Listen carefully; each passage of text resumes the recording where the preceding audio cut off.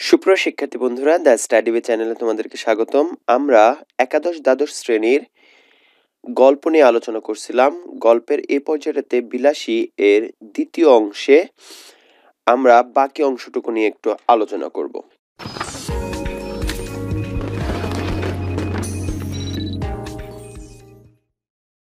তো বলা আছে যে মৃত্যুঞ্জয় নিজে রাঁধিয়া খাইতো, যেহেতু তার বাবা মা কেউ নাই, আপন বলতে কেউ নাই, তাই নিজে রাঁধিয়া খাইতো এবং আমের দিনে ওই আম বাগানটা জমা দিয়াই তাহার সারা বছরের খাওয়া পড়া চলিত এবং ভালো করিয়াই চলিত।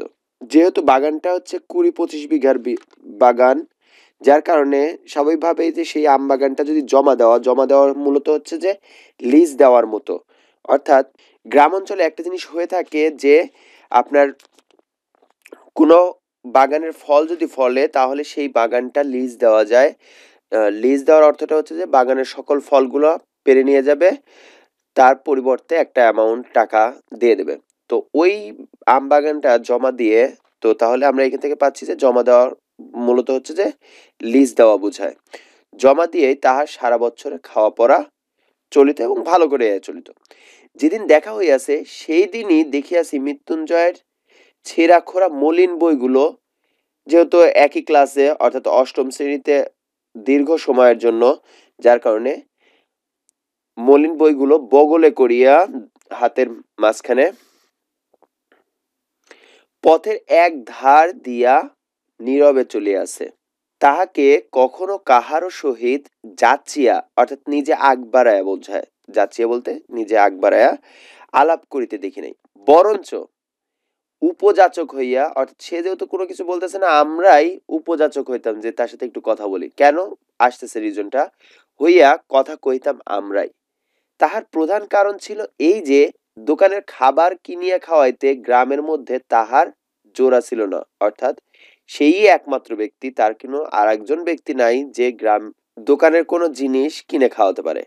আর শুধু ছেলেরাই নয়, কত ছেলের বাপ কতবার যে গোপনে ছেলেকে দিয়া তাহার স্কুলের মাহিনা, মাহিনা মানে হচ্ছে বেতন, এপাশে লিখে রাখেন বেতন, মাহিনা হারাইয়া গেছে, বই চুরি গেছে ইত্যাদি বলিয়া টাকা আদায় করিয়া লইত, তাহা বলিতে পারি না। কিন্তু ঋণ স্বীকার তো দূরের কথা, এই যে যে প্রত্যেককে যে সাহায্য সহযোগিতা করতো, এই জন্য যে ঋণ স্বীকার করবে সেটা তো দূরের কথা, ছেলে তাহার সহিত একটা কথা কহিয়াছে, এ কথাও কোনো বাপ ভদ্র সমাজে, এখানে ভদ্র সমাজ বলতে কটাক্ষ করা হচ্ছে যে যে সমাজটা শিক্ষিত সমাজ সেই সমাজের কাছে, কেননা সে যেহেতু মেধাহীন অর্থাৎ পড়াশোনার প্রতি মনোযোগী না, পড়াশোনা করে না, একই ক্লাসে অনেক বছর ধরে আছে, সো সেই ভদ্র সমাজ কবুল করিতে চাহিত না, অর্থাৎ তারা মেনে নিতে পারতো না। গ্রামের মধ্যে মৃত্যুঞ্জয়ের ছিল এমনই সুনাম, এমনই সুনামের নিচে দাগ দেন, এটাকে ব্যঙ্গ করে বোঝানো হচ্ছে যে এমনই সুনাম। আসলে এখানে যদিও সুনামের কথা বলা আছে, আসলে দুর্নামের বিষয়টা আসছে, যে এমনই দুর্নাম ছিল যে ওর সাথে কেউ চলাফেরা করবে এই জিনিসটাও কেউ মেনে নিতে পারতো না, বা তার সাথে যে কথা বলছে এটাও কোনো কেউ মেনে নিতে পারতো না। কিন্তু খাওয়ার ব্যাপারে সন্তানরা যেমন তার কাছ থেকে খাইতো, ঠিক কিভাবে সন্তানদের মাধ্যমে তার কাছ থেকে বিভিন্ন সময় টাকা নিয়েছে, তো এমনই সুনাম বলতে বোঝাচ্ছে যে দুর্নাম অর্থে বোঝানো হয়েছে। অনেকদিন মৃত্যুঞ্জয়ের সহিত দেখা হয় নাই, অনেকদিন থেকে দেখা নাই, একদিন শোনা গেল সে মরো মানে মরে যাবে এরকম অবস্থা। আর একদিন শোনা গেল মালোপাড়ার, এই মালোপাড়ার নিচে আন্ডারলাইন করেন, এটা হচ্ছে সাপুড়ে পাড়া অর্থাৎ সাপুড়েরা। মালো বলতে আসলে একটা গোষ্ঠীকে বোঝায় হিন্দু ধর্মের, এই মালো বলতে এখানে সাপুড়েকে বোঝানো হচ্ছে। মালোপাড়ায় বা সাপুড়েদের পাড়ার এক বুড়া সাপুড়ে তাহার চিকিৎসা করিয়া এবং তাহার মেয়ে বিলাসী সেবা করিয়া মৃত্যুঞ্জয়কে জমের নিচে আন্ডারলাইন করেন, মৃত্যু হিন্দু ধর্ম মতে মৃত্যুর দেবতা কে বলা হয় জমের মুখ হইতে এ যাত্রা ফিরাইয়া আনিয়াছে। অনেকদিন তাহার মিষ্টান্নের সদ্ব্যয় করিয়াছি, এখানে সদ্ব্যয়ের নিচে দাগ দিতে পারেন, সেটা হচ্ছে অপব্যয় অর্থে বোঝাচ্ছে, অর্থাৎ ব্যঙ্গ করে বলা হচ্ছে যে সৎ উপায়ে ব্যয় করছি না, এটা আসলে অপব্যয় করেছি, যে অযথা তার কাছ থেকে খাইছি। সো অপব্যয় করিয়াছি, মনটা কেমন করিতে লাগিল, একদিন সন্ধ্যার অন্ধকারে লুকাইয়া, অন্ধকারে লুকাইয়া কেন? ভদ্র সমাজ জানলে সেক্ষেত্রে তার জন্য সমস্যা হবে, কটাক্ষ করবে। সন্ধ্যার অন্ধকারে লুকাইয়া তাহাকে দেখিতে গেলাম। তাহার পুরো বাড়িতে, যে বাড়িতে থাকেন, প্রাচীরের বালাই নেই, অর্থাৎ চারপাশ দিয়ে যে ঘেরা থাকবে সেরকম কিছু না, মানে মাঝখানে শুধুমাত্র একটা ঘর উঠে আছে এরকম। স্বচ্ছন্দে ভিতরে ঢুকে দেখি ঘরের দরজা খোলা, বেশ উজ্জ্বল একটি প্রদীপ জ্বলিতেছে, অর্থাৎ ঘরের ভিতরে ভালো রকমের বাতি জ্বালাইছে, যেটাতে পুরো ঘরটা আলোকিত হয়ে থাকে। সাধারণত গ্রাম অঞ্চলে আগের দিনের এটা ছিল যে ছোট ছোট যে কুপি বলতো বা বাতি বলতো, সেটাতে সারা ঘর দেখা যেত না, কিন্তু ওই বাতিটাকে যদি বড় করে দেওয়া হতো তাহলে সমস্ত ঘরটাকে আলোকিত করে রাখতো। তো ওই রকম যে উজ্জ্বল একটি প্রদীপ জ্বলিতেছে, আর ঠিক সম্মুখেই, মানে হচ্ছে সামনেই, ঠিক সামনেই তক্তপোষের উপরে, তক্তপোষ বলতে এখানে বিছানা বোঝানো হচ্ছে, সো তক্তপোষের উপর পরিষ্কার ধবধবে বিছানায় মৃত্যুঞ্জয় শুইয়া আছে। তাহার কঙ্কাল সার, অর্থাৎ কঙ্কালের মতন, যার শরীরে কোনো কিছু নাই, এটাকে বোঝাচ্ছে কঙ্কাল সার, দেহের প্রতি চাহিলেই বোঝা যায়। বাস্তবিক যমরাজ চেষ্টার ত্রুটি কিছু করেন নাই, অর্থাৎ যমরাজ বলতে ধর্মরাজ, বা আমরা এখানে মৃত্যু অর্থে যে মৃত্যুর দেবতা, তো মৃত্যুর দেবতাকে বোঝানো হচ্ছে। মৃত্যুর দেবতা চেষ্টার ত্রুটি করে নাই, চেষ্টা করছে তাকে নিয়ে যাওয়ার জন্য, তবে যে শেষ পর্যন্ত সুবিধা করিয়া উঠিতে পারেন নাই, সে কেবল ওই মেয়েটির জোরে। এই মেয়েটার কারণেই মৃত্যুঞ্জয় বেঁচে আছে, মারা যায়নি। সে শিওরে, অর্থাৎ মাথার কাছে বসিয়া পাখার বাতাস করিতেছিল। আকস্মাৎ, অর্থাৎ হঠাৎ, মানুষ দেখিয়া চমকিয়া উঠিয়া দাঁড়াইল। হঠাৎ করে, যে ঘরের ভিতরে কেউ কখনো যায় না, যাদের সাথে কারোর কোনো সাক্ষাৎ নাই, হঠাৎ করে স্বাভাবিকভাবে কাউকে দেখলে চমকে যাবে, সেটা। এই সেই বুড়া সাপুরের মেয়ে বিলাসী প্রথমবারের মতন নায়িকা আসলো আমাদের এখানে, অর্থাৎ মূল জেনি, তার কথাটা শুরু হয়ে গেল। তাহার বয়স 18 কি 28 ঠাওর করিতে পারিলাম না, অর্থাৎ 18 হবে কি 28 হবে, বাতির আলোতে বুঝতে পারতেছি না যে তার বয়সটা আসলে কেমন হতে পারে। কিন্তু মুখের প্রতি চাহিবা মাত্রই টের পাইলাম, বয়স যাই হোক, খাটিয়া খাটিয়া আর রাত জাগিয়া জাগিয়া, খাটিয়া খাটিয়া দ্বিরুক্ত শব্দ, জাগিয়া জাগিয়া দ্বিরুক্ত শব্দ, ইহার শরীরে আর কিছু নয়, অর্থাৎ সারা রাত দিন পরিশ্রম করে এই অসুস্থ মানুষটাকে সুস্থ করে তুলবার জন্য তার শরীরে আসলেই কিছু নাই। একটা কথা প্রচলিত আছে যে পরিবারে একজন লোক যদি অসুস্থ হয়ে যায় তাহলে পুরো পরিবারটাই অসুস্থ হয়ে যায়। ঠিক যেন ফুলদানিতে জল দিয়া ভিজাইয়া রাখা বাসি ফুলের মতন, অর্থাৎ যদি ফুলদানিতে পানি দিয়ে বাসি ফুলটা রেখে দিই তাহলে সে হয়তোবা বেঁচে থাকবে, কিন্তু সেই জিনিসটা কেমন দেখাবে, যে একেবারে নুয়ে পড়ছে এই ধরনের। তো ওইটাই, যে ফুলদানিতে জল দিয়ে বাসি ফুলটাকে ভিজিয়ে রাখা যেমন দেখায়, ঠিক তেমনি ভাবে একটা ফুল, সে রাত দিন পরিশ্রম করার কারণে তার এরকম অবস্থা। হাত দিয়ে এতটুকু স্পর্শ করিলে, এতটুকু নাড়াচাড়া করিতে গেলেই ঝরিয়া পড়িবে, অর্থাৎ ফুলের উপরে যদি এরকম ফুলের উপরে একটু নাড়াচাড়া করি তাহলে ফুলের পাপড়িগুলো কি ঝরে ঝরে পড়বে, সো সেরকম কথা বলা হচ্ছে। মৃত্যুঞ্জয় আমাকে চিনিতে পারিয়া বলিল, কে? ন্যাড়া? বলিলাম, হু। তাহলে এখানে গল্প কথকের নামটা চলে আসলো, যে বলতেছে ন্যাড়া। তো ন্যাড়ার পাশে লিখে রাখতে পারেন গল্প কথক, যিনি গল্পটা, যার মুখ দিয়ে গল্পটা আসছে। বলিলাম, হুম। মৃত্যুঞ্জয় কহিল, বসো।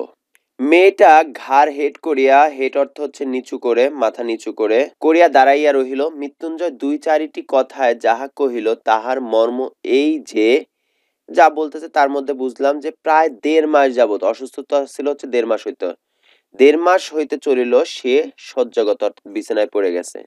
মধ্যে 10-15 দিন, এখানে সংখ্যাবাচক শব্দগুলোকে একটু আন্ডারলাইন করে রাখবেন, 10-15 দিন সে অজ্ঞান অচৈতন্য, অর্থাৎ জ্ঞানহীন, অজ্ঞান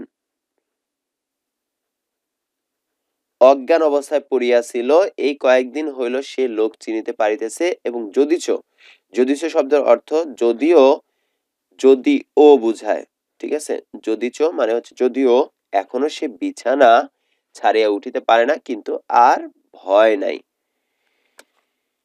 ভয় নাই থাকুক, কিন্তু ছেলে মানুষ হইলেও এটা বুঝিলাম, আজও যাহার শয্যা ত্যাগ করিয়া উঠিবার ক্ষমতা হয় নাই, সেই রোগীকে এই বনের মধ্যে একাকী যে মেয়েটি বাঁচাইয়া তুলিবার ভার লইয়াছিল, সে কত বড় গুরুভার। এখানে গুরুভারটা কেন বলা হচ্ছে দেখেন, এই বাগানের মধ্যে আর কেউ নাই, আর দ্বিতীয় কোনো মানুষ নাই, যেখানে এই মেয়েটাই আছে। যদি রাত্রিবেলাতে মৃত্যুঞ্জয় মারা যেত তাহলে সে আসলে কি করত, সেই গল্পটাই পরবর্তীতে বলছে। দিনের পর দিন, রাত্রির পর রাত্রি তাহার কত সেবা, কত শুশ্রূষা, কত ধৈর্য, কত রাত জাগা। সে কত বড় সাহসের কাজ। কিন্তু যে বস্তুটি এই অসাধ্য সাধন করিয়া তুলিয়াছিল, তার পরিচয় যদিচ মানে হচ্ছে যদিও সেদিন পাই নাই, কিন্তু আর একদিন পাইয়াছিলাম, এবং আসলে এই পরিচয়টা পেয়েছিলাম যে মানুষটা কেমন। যেমন মানব কল্যাণে একটা কথা বলা আছে যে একটা মানুষের অন্তরটাকে বুঝতে হবে যে সেই মানুষটা কেমন। তো সেরকম ফিরিবার সময় অর্থাৎ ফিরে আসার সময় মেয়েটি আর একটি প্রদীপ লইয়া আমার আগে আগে ভাঙা প্রাচীরে শেষ পর্যন্ত আসিল। এতক্ষণ পর্যন্ত সে একটি কথাও কহে নাই, অর্থাৎ এখন পর্যন্ত সে চুপচাপ ছিল। এবার আস্তে আস্তে বলিল, রাস্তা পর্যন্ত তোমায় রেখে আসবো কি? অর্থাৎ অনুমতি চাচ্ছে যে রাস্তা পর্যন্ত তোমাকে রেখে আসা লাগবে কিনা। বড় বড় আম গাছে সমস্ত বাগানটা যেন একটা জমাট অন্ধকারের মতো বোধ হইতেছিল।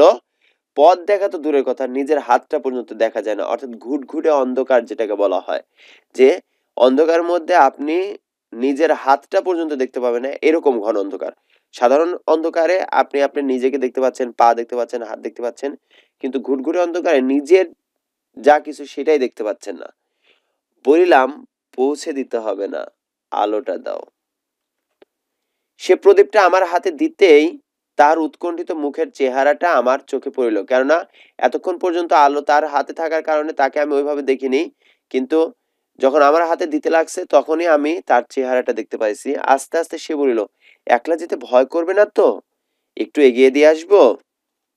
মেয়ে মানুষ জিজ্ঞাসা করে, ভয় করবে না তো? সুতরাং মনে যাই থাক। মনে যাই থাক মানে হচ্ছে মনে মনে ভয় পাচ্ছে। প্রত্যুত্তরে অর্থাৎ এই কথার উত্তরে শুধু একটা না বলিয়াই অগ্রসর হইয়া গেলাম। সে পুনরায় কহিল, বন জঙ্গলের পথ, একটু দেখে দেখে পা ফেলে যেও। সর্বাঙ্গে কাঁটা দিয়ে উঠল তখন। অর্থাৎ এমন যদি হয় যে আপনি মনে করেন যে রাস্তাঘাট দিয়ে চলতেছেন, হঠাৎ করে বলল যে জানিস ওই বট গাছের নিচে ভূত থাকে, বা বট গাছ তলাতে ভূত থাকে, বা বট গাছে ভয় আছে, তাহলে কিন্তু আপনি আর যাই হোক ওই বট গাছ তলা দিয়ে আর যেতে পারবেন না, কেননা মনের মধ্যে একটা ভয় থাকবে। সো যখন বলছে বন জঙ্গলের পথ একটু দেখে দেখে যাও, তখনই তার মনের ভিতরে একটা ভয় ঢুকে গেছে। কিন্তু এতক্ষণে বুঝলাম উদ্বেগটা তাহার কিসের জন্য, অর্থাৎ উদ্বেগটা বলতে বোঝাচ্ছে যে এই ভয়টা, এই উৎকণ্ঠাটা কি তাহার কিসের জন্য, এবং কেন সে এই আলো দেখাইয়া এই বনের পথটা পার করিয়া দিতে চাহিতেছিল। হয়তো সে নিষেধ শুনিত না, সঙ্গেই যেত, হয়তো বা আমাকে আগায় দিয়ে আসতো, কিন্তু পীড়িত যেহেতু অসুস্থ অবস্থাতে আছে, কে? মৃত্যুঞ্জয়কে একাকী ফেলিয়া যাইতেই বোধ করি তাহার শেষ পর্যন্ত মন সরিল না। অর্থাৎ চাচ্ছে তাকে দিয়ে আসতে, কিন্তু তার মনের মধ্যেও আছে যে আচ্ছা ঘরের মধ্যে তো মৃত্যুঞ্জয় অসুস্থ অবস্থায় আছে, তাহলে কিভাবে যেয়ে আসবো। সো এই ব্যাপারটা। ২০-২৫ বিঘার বাগান, আমি এর আগেই বলছিলাম বাগানটা হচ্ছে ২০-২৫ বিঘা, অর্থাৎ ২০ বিঘা বা ২৫ বিঘার বাগান হতে পারে। সুতরাং পথটা কম নয়। এই দারুণ অন্ধকারের মধ্যে প্রত্যেক পদক্ষেপই বোধ করি ভয়ে ভয়ে করিতে হইতো, কিন্তু পরক্ষণেই মেয়েটির কথাতেই সমস্ত মন এমনই আচ্ছন্ন হইয়া রহিল যে ভয় পাইবার আর সময় পাইলাম না।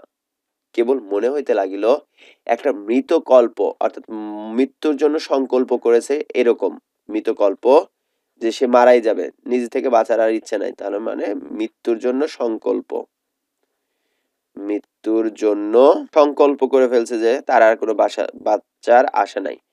রোগী লইয়া থাকা কত কঠিন। মৃত্যুঞ্জয় তো যে কোনো মুহূর্তেই মরিতে পারিত। তখন সমস্ত রাত্রি এই বনের মধ্যে মেয়েটি একাকী কি করিত? কেমন করিয়া তাহার সে রাতটা কাটিত? এই প্রসঙ্গে অনেকদিন পরে একটা কথা আমার মনে পড়ে, অর্থাৎ এই ঘটনাটা যখন ঘটছে তারও অনেক পরে তার একজনের সাথে দেখা হয়েছে, এবং সেই বিষয়টা নিয়ে একটা ঘটনা বলতেছে এটা তার ছোটবেলার ঘটনা, এই অংশটুকু তার ছোটবেলার ঘটনা, পরের অংশটুকু তার পরের ঘটনা। এক আত্মীয়ের মৃত্যুকালে আমি উপস্থিত ছিলাম। অন্ধকার রাত্রি, বাটিতে মানে হচ্ছে বাড়িতে, ছেলেপুলে চাকর বাকর নাই, ঘরের মধ্যে শুধু তার সদ্য বিধবা স্ত্রী আর আমি, অর্থাৎ আত্মীয় মারা গেছে, তার স্ত্রী, বিধবা স্ত্রী আছে, আর আমি আছি। তার স্ত্রী তো শোকের আবেগ, এই শোকের আবেগে দাপাদাপি করিয়া এমন কাণ্ড করিয়া তুলিলেন যে ভয় হইল তাহারও প্রাণটা বুঝি বাহির হইয়া যাইবা। অর্থাৎ মনে হচ্ছে যে এমন করে শোক পালন করতেছে, তাতে করে মনে হচ্ছে যে কোনো মুহূর্তে এই মানুষটাও হয়তোবা মারা যাবে। কাঁদিয়া কাঁদিয়া বারবার আমাকে প্রশ্ন করিতে লাগিলেন, তিনি স্বেচ্ছায় যখন সহমরণে, অর্থাৎ আগে যেটা ছিল হচ্ছে যে সতীদাহ, সতীদাহ প্রথা ছিল, সতীদাহটা যখন বিলুপ্ত হয়ে যায় তারপরেও কিছু সময় একটা সহমরণ থাকে, যেটা হচ্ছে যদি পতি বা স্বামী যদি মারা যায়, তার সাথে সাথে স্ত্রী ইচ্ছা করলে স্ত্রীও নিজে থেকে তার সাথে চিতায় উঠতে পারবে। অর্থাৎ এরকম অবস্থাতেই চিতায় উঠে সে নিজেকে বিসর্জন দিতে পারবে। যাইতে চাহিতেছেন তখন সরকারের কি, কিন্তু তখন সরকারের পক্ষ থেকে এই সহমরণের বিধিটাও উঠে গেছে। তার যে আর তিলার্ধ মানে অল্প পরিমাণ, এটাকে এভাবে বিশ্লেষণ করে পড়বেন, তিল অর্ধ, অর্থাৎ তিল তো এমনিতেই ছোট, তিলের অর্ধ, তিলার্ধ, বাঁচিতে স্বাদ নাই। এ কি তারা বুঝিবে না? মানে আমার তো আর বাঁচার কোনো স্বাদ নাই, আমি নিজেই চাই যে স্বামীর সাথে সহমরণে যেতে, তো এতে সরকারের কি? তাহাদের ঘরে কি স্ত্রী নাই? তারা কি বুঝে না স্ত্রীর কষ্টটা কেমন? তাহারা কি পাষাণ, এতই পাষাণ যে স্ত্রীর কষ্টটা না বুঝে না, স্ত্রী স্বামীর সাথে যেতে চাচ্ছে তাও যেতে দেবে না। আর এই রাত্রে গ্রামের ৫ জনে যদি নদীর তীরে কোনো একটা জঙ্গলের মধ্যে তার সহমরণের জোগাড় করিয়া দেয়, তো পুলিশের লোক জানিবে কি করিয়া? এমনই কত কি। এভাবে বিলাপ করতেছে যে তোমরা না হয় একটা কাজ করো, নদীর ধারে আমাকে সহমরণের একটা ব্যবস্থা করে দাও, আমি ওখানে সহমরণে যাব। কিন্তু আমার তো আর বসিয়া বসিয়া তার কান্না শুনিলেই চলে না, পাড়ায় খবর দেওয়া যায়, অনেক জিনিস জোগাড় করা যায়। কিন্তু আমার বাহিরে যাইবার প্রস্তাবে শুনিয়াই তিনি প্রকৃতস্থ, প্রকৃতিস্থ, এটার নিচে আন্ডারলাইন করেন হচ্ছে পাগলের মতন হয়ে যাওয়া, সেটাকে বলা হয় প্রকৃতিস্থ। প্রকৃতিস্থ মানে হচ্ছে প্রকৃতির মতো, অর্থাৎ প্রাকৃতিক, অর্থাৎ আগে যেমন বিলাপ করছে সেটা না, স্বাভাবিক, প্রকৃতিস্থর পাশে লিখতে পারেন যে স্বাভাবিক হয়ে যাওয়া। স্বাভাবিক হইয়া উঠিলেন, চোখ মুছিয়া বলিলেন, ভাই যাহা হবার সে তো হইয়াছে, আর বাইরে গিয়ে কি হইবে, রাতটা কাটুক না। বলিলাম, অনেক কাজ, না গেলেই যে নয়। তিনি বলিলেন, হোক কাজ, তুমি বসো। বলিলাম, বসলে চলবে না, একবার খবর দিতেই হইবে। বলিয়া পা বাড়াইবা মাত্রেই তিনি চিৎকার করিয়া উঠিলেন, ওরে বাপরে, আমি একলা থাকতে পারবো না। কাজেই আবার বসিয়া পড়িতে হইল, কারণ তখন বুঝিলাম যে স্বামী জ্যান্ত থাকিতে তিনি নির্ভয়ে ২৫ বৎসর, তার মানে যার কথা বলছে তার আত্মীয় ২৫ বৎসর সংসার করছেন, একাকী ঘর করিয়াছেন। তার মৃত্যুটা যদি বা সহে, তার মৃত্যুটাও যদি তার মেনে নিতে পারতেছে, তার মৃতদেহটা এই অন্ধকার রাত্রে ৫ মিনিটের জন্য স্ত্রীর সহিবে না। অর্থাৎ মারা গেছে এটাও যদিও সহ্য করে, কিন্তু ওই মৃতদেহের পাশে যে ৫ মিনিট থাকবে এই জিনিসটাও একাকী সম্ভব না। বুক যদি কিছুতে ফাটে, তো সে এই মৃত স্বামীর কাছে একলা থাকিলে, অর্থাৎ একলা থাকার কারণেই হয়তোবা সে বুক ফেটে মারা যাবে ভয়ে। কিন্তু দুঃখটা তাহার তুচ্ছ করিয়া দেখানো আমার উদ্দেশ্য নয়, যে এটা উদ্দেশ্য নয় যে তার আসলে দুঃখটা অনেক তুচ্ছ ছিল, লোক দেখানো দুঃখ ছিল যে সহমনে যেতে চাওয়া বা এই ধরনের, ওইটা উদ্দেশ্য না, কিংবা তাহা খাঁটি নয় এ কথা বলাও আমার অভিপ্রায় নয়, অর্থাৎ আমার ইচ্ছা এটাও নয় যে তার ভালোবাসাটা আসলে খাঁটি না, কিংবা একজনের ব্যবহারে তাহার চূড়ান্ত মীমাংসা হইয়া গেল তাহাও নয়, যে সে কি ব্যবহার করছে তার কারণে যে কি অবস্থা হয়েছে সেটাও তার উৎস না। তাকে দেখে ওইটা দিয়েও তাকে আমি মাপতে পারবো না, জাজ করার মতো না। কিন্তু এমন আরো অনেক ঘটনা জানি, যাহার উল্লেখ না করিয়াও আমি এই কথা বলিতে চাই যে শুধু কর্তব্য জ্ঞানের জোরে, যেটা আমার কর্তব্য, করতে হবে, করা উচিত, জোরে অথবা বহুকাল ধরে একসঙ্গে ঘর করার অধিকারেই এই ভয়টাকে কোনো মেয়ে মানুষই অতিক্রম করতে পারে না। অর্থাৎ অনেকদিন একসাথে থাকার কারণেই যে মারা গেলে পারেও সাথে থাকতে পারবে, এই ভয়টাকে কাটায় উঠতে পারে না।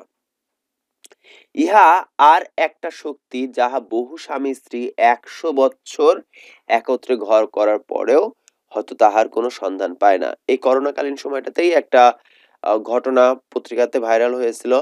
যে সময়টাতে বলা ছিল যে পাশের ঘরে স্বামী মারা গেছে, অন্য ঘর থেকে স্ত্রী এবং সন্তান বলছে যে পাশের ঘরে লাশ পড়ে আছে, নিয়ে যান। ঠিক আছে? সো এভাবে সেই লাশের পাশেও আসেনি, এই ধরনের অবস্থা। সো শুধুমাত্র করোনার ভয়ে যে স্বামী করোনায় আক্রান্ত হয়ে মারা গেছে, স্ত্রীরাও ওই ধরনের। সো একটা মানুষ, একটা স্ত্রী ১০০ বছর ঘর করলেও স্বাভাবিকভাবে ওই ভয়টা মানে অতিক্রম করতে পারে না যে মৃত মানুষের সাথে থাকবে, অথবা এরকম ভালোবাসা দেখাতে পারে না যেটা মানে শুধুমাত্র ঘরই করছে কিন্তু ওই পরিমাণ ভালোবাসাটা তৈরি হয়নি, এটা বুঝাচ্ছে। কিন্তু সহসা সেই শক্তির পরিচয় যখন কোনো নরনারীর কাছে পাওয়া যায়, তখন সমাজের আদালতে আসামি করিয়া তাহাদের দণ্ড দেওয়ায় আবশ্যক যদি হয়তো হোক, কিন্তু মানুষের যে বস্তুটি সামাজিক নয়, সে নিজে যে ইহাদের দুঃখে গোপনে অশ্রু বিসর্জন না করিয়া কোনো মতেই থাকিতে পারে না। অর্থাৎ হঠাৎ করে যদি কারোর মধ্যে এই জিনিসটা পায়, যে এই গুণটা পায়, তবে মনে হবে সমাজের আদালতে তাদেরকে আসামি করে তাদের দণ্ড দেওয়া আবশ্যক।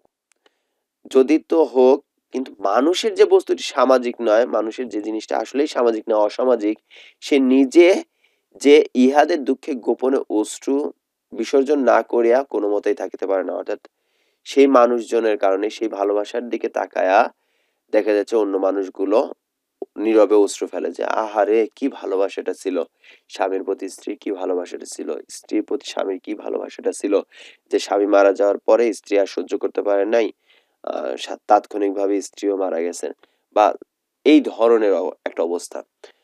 যদিও যে স্বাভাবিক মৃত্যুটা দরকার, যে স্বামী বা প্রেমিক প্রেমিকা কেউ একজন মারা গেছে যার কারণেই আমি আপনি নিজেকে বিসর্জন করে দিবেন, এটা আসলে ওই পরিমাণ ভালোবাসার মধ্যেও পড়ে না, যে একজন মারা গেছে যার কারণে আমি আমার নিজের জীবনটাকে বিসর্জন করে দেব। হতেই পারে কোনো না কোনো রিজনে, কিন্তু তার চেয়েও দেখতে হবে যে নিজের পরিবার, নিজের বাবা মা বা অন্যান্য মানুষজন আছে, বা হতে পারে যে আখিরাতের জন্য পরকালে কি জবাব দিবেন আত্মহত্যা করার কারণে। সো সেই বিষয়গুলোর কারণে এটার থেকে বিরত থাকাটা শ্রেয়। প্রায় দুই প্রায় মাস ২ মৃত্যুঞ্জয়ের খবর লয় নাই। অর্থাৎ এরপর ২ মাস চলে গেছে, কোনো খবর নেওয়া হয় নাই। যাহারা পল্লীগ্রাম দেখেন নাই, গ্রামে যান নাই, কিংবা ওই রেলগাড়ির জানালা মুখ বাড়াইয়া দেখিয়াছেন, তাহারা হয়তো সবিস্ময়ে বলিয়া উঠিবেন, মানে বিস্ময় করে, কি বলো এটা, এ কেমন কথা, এ কি কখনো সম্ভব হইতে পারে যে অত বড় অসুখটা চোখে দেখিয়া আসিয়াও মাস ২ আর তার খবর নাই। তাহাদের অবগতির জন্য বলা আবশ্যক যে এ শুধু সম্ভব নয়, এই হইয়া থাকে। একজনের বিপদে পারাশুদ্ধ ঝাঁক বাঁধিয়া উপর হইয়া পড়ে, এই যে একটা জনশ্রুতি আছে, যে জনশ্রুতি মানে হচ্ছে মানুষের মুখে মুখে আছে, জানি না তাহার সত্যযুগ। সত্যযুগ বলতে হিন্দু ধর্মের প্রথম যুগ, ৪টা যুগ ছিল আমরা বলছিলাম, সেটার হচ্ছে প্রথম যুগ পল্লীগ্রামের ছিল কিনা, কিন্তু একালে তো কোথাও দেখিয়াছি বলিয়া মনে করিতে পারি না। অর্থাৎ একজনের বিপদে পারাশুদ্ধ ঝাঁক বাঁধিয়া উপর হইয়া পড়ে, এটা জনশ্রুতি আছে, মানুষের মুখে মুখে এটা শুনছি যে পারাশুদ্ধ মানুষ তাকে যা সাহায্য করছে, কিন্তু সত্য যুগের পল্লীগ্রামে থাকতে পারে, কিন্তু একালে আমি কোথাও দেখি না যে কারো বিপদে আমরা সার্বক্ষণিকভাবে তাকে হেল্প করি।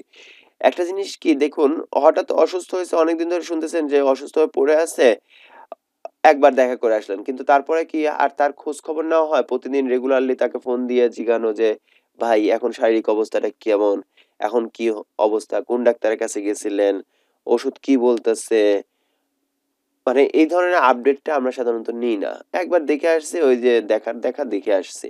সো এই ধরনের আর কি। তবে তাহার মরার খবর যখন পাওয়া যায় নাই, তখন সে যে বাঁচিয়া আছে এ ঠিক।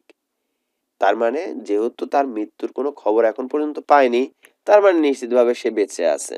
মারা গেলে পরে তো নিশ্চিত খবর পেতামই। এমনই সময় হঠাৎ একদিন কানে গেল মৃত্যুঞ্জয় সেই বাগানের অংশীদার, যে দাবি করছে যে এই খুড়া, যে বাগানের অর্ধেকটা তার, সেই খুড়া তোলপাড় করিয়া বেড়াইতেছে যে গেল গেল গ্রামটি এবার রসাতলে গেল। নালতের মৃত্যুর বলিয়া সমাজে আর তার মুখ বাহির করিবার জো রহিল না। অকাল কুম্মান্ডটা একটা সাপুরের মেয়ে নিকা, নিকা মানে হচ্ছে বিয়ে, নিকা করিয়া ঘরে আনিয়া আছে। অকাল কুম্মান্ড বলতে বোঝাচ্ছে অসময়ে ফলে যে কুমড়া বা হচ্ছে ইসরে পাকা বা অকর্মণ্য যেটাকে বলা হয়, অকর্মণ্য ব্যক্তি তাকে বলা হয় অকাল কুম্মান্ড। ঘরে আনিয়াছে। আর শুধু নিকা নয়, তা না হয় চুলায় যাক, নিকা করছে করছে বিয়ে করছে, সমস্যা নাই, তাহার হাতে ভাত পর্যন্ত খাইতেছে। হিন্দু ধর্মের একটা রীতি ছিল যে সেই সময়টাতে উচ্চ বর্ণ এবং নিচু বর্ণের মধ্যে, হয়তোবা এখন আছে কিনা বলতে পারি না, যে নিচু বর্ণের কারো হাতে রান্না করতে পারবে না, মানে খেতে পারবে না, সে নিজের রান্না নিজে খেতে পারবে। তাকে বিয়ে করছে ঠিক, কিন্তু দুজনের আলাদা আলাদা রান্না করতে হবে, আলাদা আলাদা খেতে হবে। কেননা এটা হচ্ছে অন্য পাপ বোঝায়। নিচু জাতের কাউকে, কারো হাতে ব্রাহ্মণের ঘরের কেউ বা কায়স্থের ঘরের কেউ খেতে পারবে না। যেহেতু মালও হচ্ছে শূদ্রের মধ্যে পড়ে, শূদ্র হচ্ছে সবচেয়ে নিচু জাতের, সো শূদ্রের মধ্যে পড়ে। আর কায়স্থের ছেলে, যেহেতু কায়স্থ হচ্ছে ব্রাহ্মণের কাছাকাছি যায়, সো ব্রাহ্মণ হচ্ছে সবচেয়ে উপর লেভেলে, সো তার মানে একেবারে নিচু শ্রেণীর একজন ব্যক্তির হাতে ভাত খেয়েছে কে? কায়স্থের সন্তান। তো এটা তাহার হাতে ভাত পর্যন্ত খাইতেছে। গ্রামে যদি ইহার শাসন না থাকে তো বনে গিয়া বাস করিলেই তো হয়, অর্থাৎ গ্রামে কি এর বিচার হবে না? অর্থাৎ গ্রামে কটাক্ষ করে, এটা কি বিচার করা লাগবে না যে এই তাই বলে একটা মেয়ের হাতে ভাত খাবে, এটা অর্থাৎ তার রান্না করা খাবার খাবে। করলা অর্থাৎ বর্তমানে বোধহয় কেরালা বুঝায়, ভারতের কেরালা। হরিপুর, হরিপুরের সমাজ এ কথা শুনিলে যে ইত্যাদি ইত্যাদি, অর্থাৎ তারা যে এই কথা যদি শুনে তাহলে কি অবস্থা হয়ে যাবে। এখানে একটা প্রশ্ন বেশিরভাগ সময়টাতে পরীক্ষাতে আসছে, সেটা হচ্ছে যে নালতের মৃত্যুর বলতে কাকে বোঝানো হয়েছে? খুড়াকে সম্বন্ধ করা হয়েছে, যে খুড়া হচ্ছে নালতের মৃত্যুর, অর্থাৎ ওই বংশের অভিভাবক হচ্ছে নালতের মৃত্যুর বা খুড়া। তখন ছেলে বুড়ো সকলের মুখের ওই এক কথা, এ কি হলো? কলি কি সত্যি উল্টাইতে বসিল? এখানে কোলের নিচে দাগ দেন, সেটাকে বোঝা হচ্ছে হিন্দু ধর্মাবলম্বীর মতে শেষ যুগ, শেষ জামানা, যে জায়গাটাতে অনাচার বা অত্যাচার বেড়ে যাবে, বিভিন্ন ধরনের পাপ কাজে লিপ্ত হয়ে যাবে মানুষ, তাদেরকে বলা হয় কলির যুগ। খুড়া বলিয়া বেড়াইতে লাগিলেন, এ যে ঘটিবে তিনি অনেক আগেই জানিতেন, তিনি শুধু তামাশা দেখিতেছিলেন। কোথাকার জল কোথায় গিয়া মরে, মরে না, এটা হচ্ছে পরে হবে। কোথাকার জল কোথায় গিয়ে পড়ে, নইলে পর নয়, প্রতিবেশী নয়, আপনার ভাইপো, আমার ভাইয়ের ছেলে, ভাইপো মানে হচ্ছে ভাইয়ের ছেলে, তিনি কি বাড়ি লইয়া যাইতে পারিতেন না? তাহার কি ডাক্তার বৈদ্য, অর্থাৎ ডাক্তার বা অন্যান্য মানুষ, বৈদ্য অর্থ হচ্ছে যে সেবিকা, ডাক্তার বৈদ্য দেখাইবার ক্ষমতা ছিল না? তবে কেন যে করেন নাই, এখন দেখুক সবাই। কিন্তু আর তো চুপ করিয়া থাকা যায় না। এই যে মৃত্যুর বংশ, অর্থাৎ বংশেরটা হচ্ছে মৃত্যুর বংশ, মৃত্যুর বংশের নাম ডুবিয়া যায় গ্রামের যে মুখ পড়ে, অর্থাৎ গ্রামের এই কাজের কারণে গ্রামটাতে অন্যান্য অঞ্চলটা দুর্নাম রটাবে যে কোথায় হয়েছে, অমুক জায়গায় হয়েছে। যেমন এখন মানুষজন ব্রাহ্মণবাড়িয়ার মানুষের কথা শুনলে পারেই বলবে কি যে, ও তোরা তো টেটা দিয়ে যুদ্ধ করস, করোনার মধ্যেও তোরাই যুদ্ধ করস, সো এই ধরনের যে লুডো খেলা নিয়ে মারামারি করস তো তোরাই। তো এই ধরনের একটা কথা যে ওই সমাজকে বিদ্রূপ করবে, একটা ঘটনার কারণে পুরো একটা সমাজ বা একটা অঞ্চলটাকে আমরা সাধারণত বিদ্রূপ করে বসি। তখন আমরা গ্রামের লোক মিলিয়া যে কাজটা করিলাম তাহা মনে করিলে আমি আজও লজ্জায় মরিয়া যাই, যে এত বেশি লজ্জা পাই, যদিও তার দোষটা একেবারে নিতান্তই অল্প ছিল। খুড়া চলিলেন নালতের মৃত্যুর বংশের অভিভাবক হইয়া, অর্থাৎ যেহেতু এই বংশটাকে রক্ষা করতে হবে তার অভিভাবক হয়ে সে চললো। আর আমরা 10-12 জন সঙ্গে চলিলাম, গ্রামের বদন মানে হচ্ছে গ্রামের কপাল দগ্ধ না হয় এই জন্য, অর্থাৎ মুখ যেন না পুড়ে, গ্রাম সম্পর্কে কেউ যেন কটাক্ষ না করে, এই জন্য আমরা চলিলাম। মৃত্যুঞ্জয়ের পৌর বাড়িতে গিয়া যখন উপস্থিত হইলাম তখন সবেমাত্র সন্ধ্যা হইয়াছে, মাত্র সন্ধ্যা নামছে। মেয়েটি ভাঙা বারান্দায় একধার রুটি গড়িতেছিলেন, অর্থাৎ রুটি বানাচ্ছিল।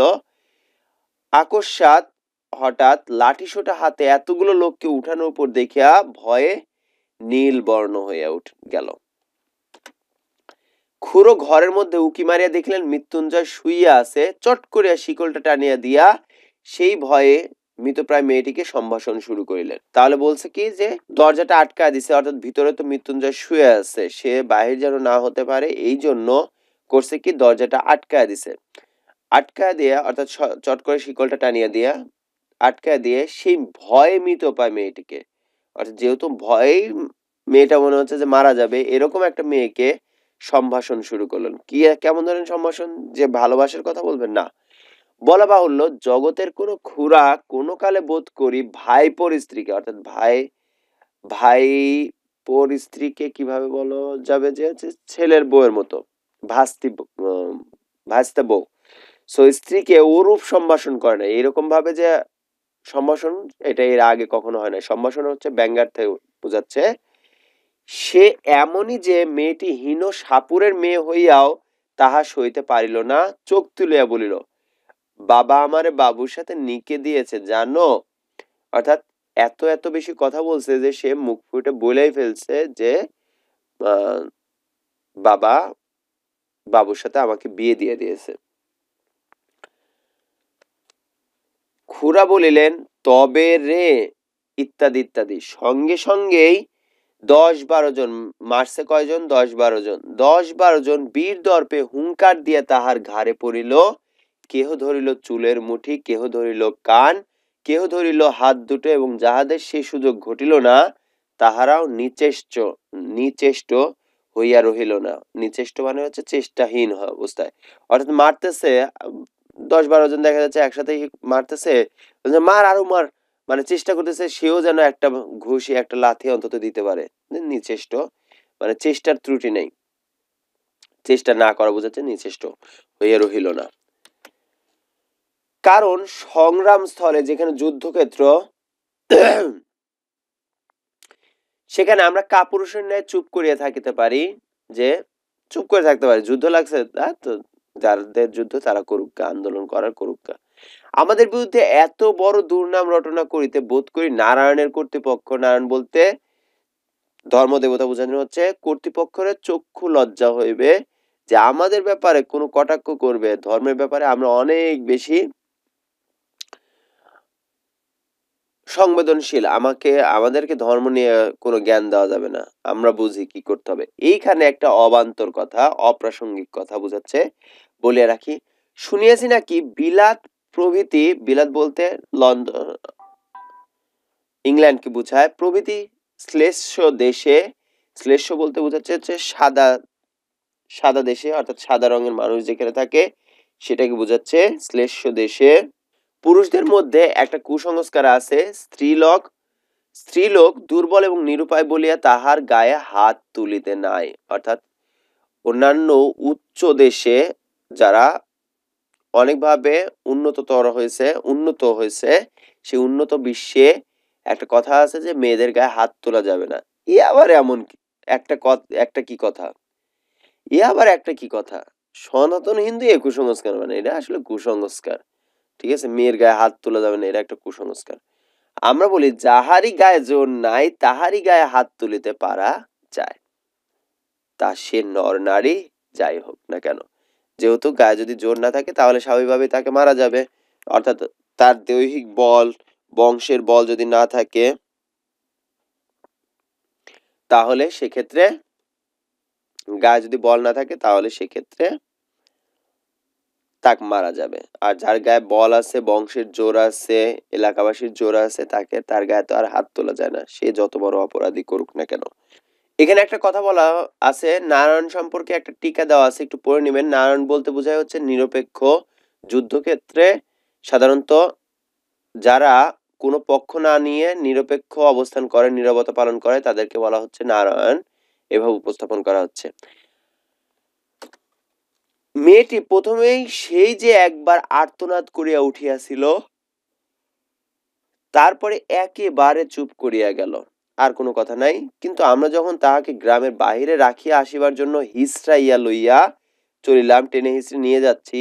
তখন সে মিনতি করিয়া বলিতে লাগিল, বাবুরা, আমাকে একটিবার ছেড়ে দাও, আমি রুটিগুলো ঘরে দিয়ে আসি। বাইরে শিয়াল কুকুরে খেয়ে যাবে, রোগা মানুষ সমস্ত রাত খেতে পাবে না।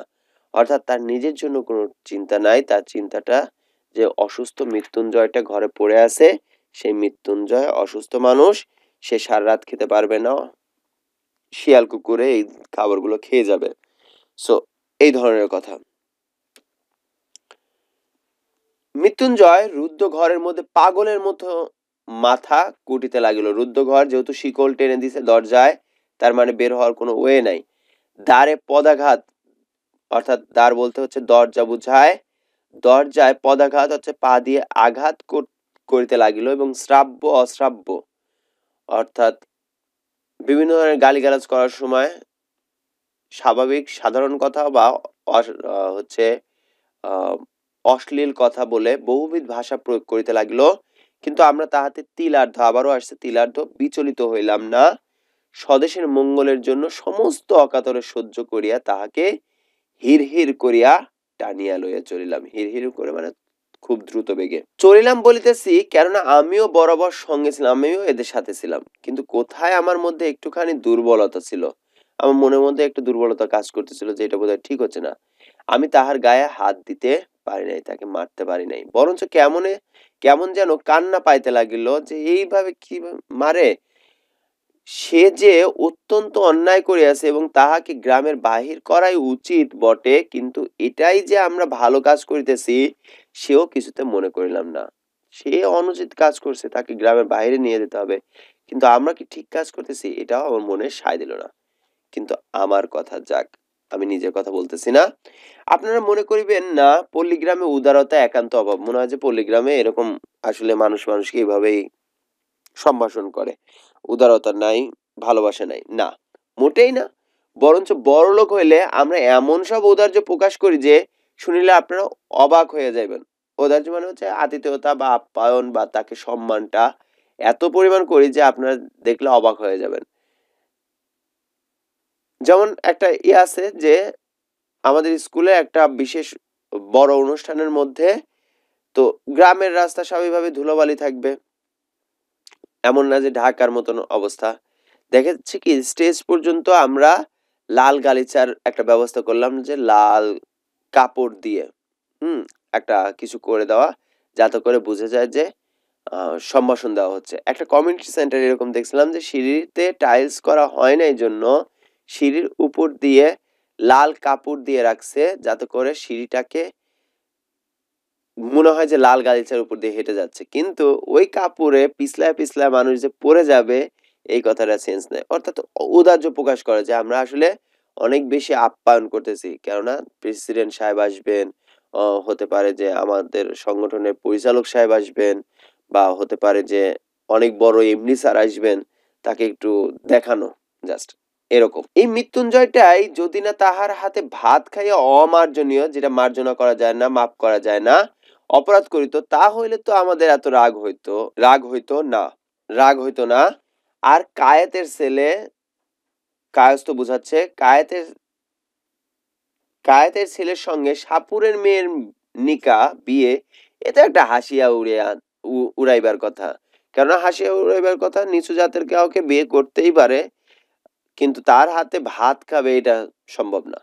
কিন্তু কাল করিল যে ওই ভাত খাইয়া, হোক না সে 2.5 মাসের রোগী, 2.5 মাস ধরে পড়ে আছে, তো কি হয়েছে, তা সে কেন আরেকজনের হাতে মারা যাক, কিন্তু নিচু জাতের হাতে ভাত কেন খাবে, হোক না সে শয্যাশায়ী। কিন্তু তাই বলে ভাত, লুচি নয়, সন্দেশ নয়, পাঁঠার মাংস নয়, ভাত খাওয়া যে অন্য পাপ, অর্থাৎ একজনের হাতে ভাত খাওয়াটা হচ্ছে অন্য পাপ। সে তো আর সত্যই মাপ করা যায় না, এমনি এমনি তো মাপ করে দেওয়া যায় না। তা নইলে পল্লীগ্রামের লোক সংকীর্ণ চিত্ত নয়। সংকীর্ণ চিত্ত মানে হচ্ছে সংকীর্ণ মনা, অর্থাৎ নিচু মনের, ছোট মনের নয়। 4 ক্রোশ হাঁটা বিদ্যা যেসব ছেলের পেটে, যার পেটের মধ্যে 4 ক্রোশ অর্থাৎ হচ্ছে 8 মাইল হাঁটার বিদ্যা আছে, তারাই তো একদিন বড় হইয়া সমাজের মাথা হয়, সমাজের বিভিন্ন প্রভাবশালী মাতব্বর, মেম্বার, চেয়ারম্যান, এগুলো বা অনেক কিছু হবে। দেবী বীণাপাণির বরে, বীণাপাণি বলতে বোঝানো হচ্ছে সরস্বতীকে, সরস্বতী বরে সংকীর্ণতা তাহাদের মধ্যে আসিবে কি করিয়া।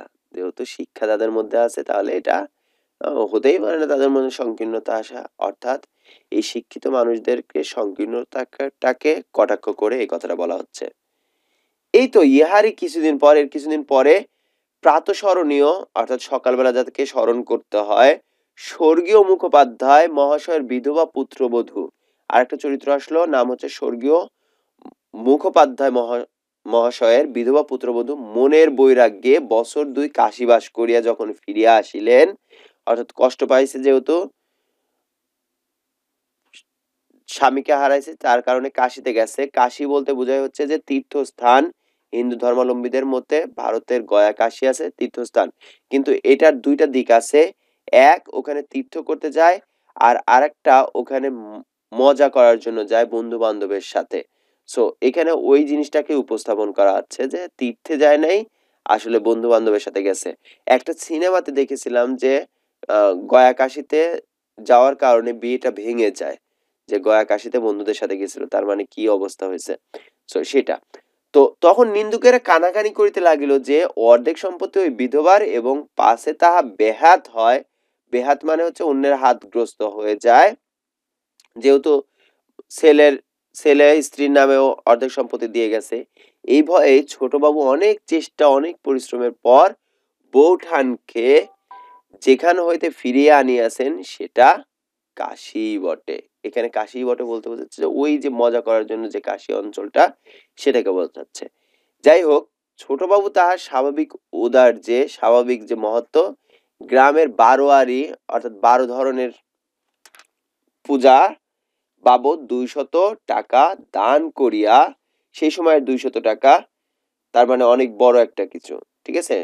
অর্থাৎ সর্বজনীন পূজায় বা সকলের পূজায় 200 টাকা দান করে 5খানা গ্রামের ব্রাহ্মণের সদক্ষিণা, সদক্ষিণা বলতে বোঝাচ্ছে যে উত্তম দক্ষিণা, উত্তম ফলাহারের, উত্তম ফল দিয়ে আহার করানোর পর প্রত্যেক সৎ ব্রাহ্মণের, প্রত্যেকটা ব্রাহ্মণের হাতে যখন একটা করিয়া কাঁসার গেলাস, সেই সময়টা তো উপহার হিসেবে কাঁসার জিনিসপত্র প্রচলনটা বেশি ছিল, কাঁসার গেলাস দিয়া বিদায় করিলেন, তখন ধন্য ধন্য পড়িয়া গেল।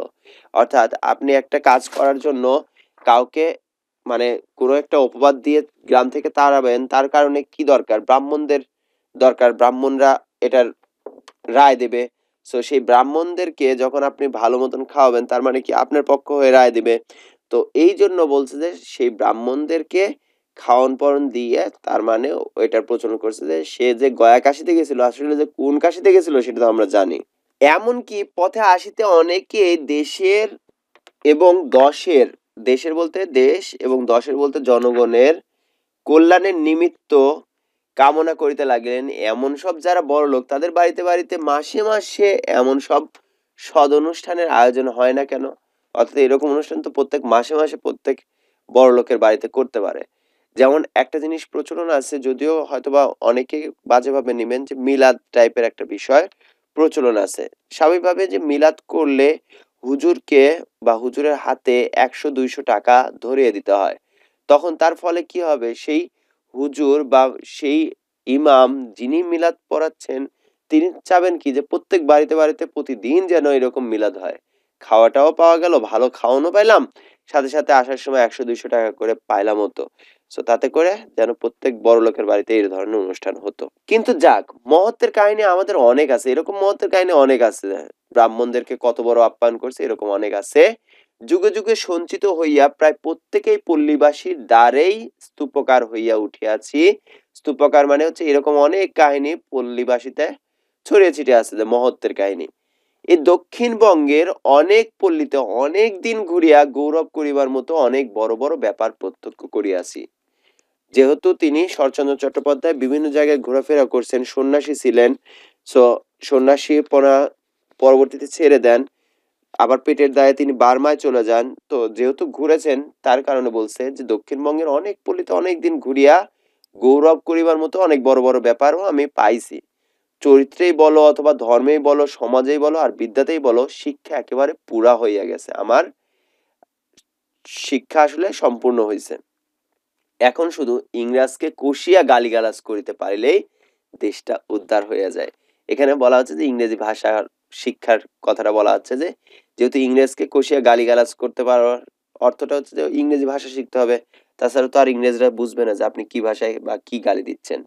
তো এইজন্য তার মানে ইংরেজি ভাষাটা যদি আমি শিখতে পারি তাহলে আমার দেশটা উদ্ধার হয়ে যাবে। তো এই পর্যন্তই যাবো, কেননা পরের অংশটাতে গেলে আরেকটা অংশ সম্পূর্ণ আরো প্রায় ঘন্টাখানেক সময় লাগবে বাকি অংশটুকু বোঝানোর জন্য।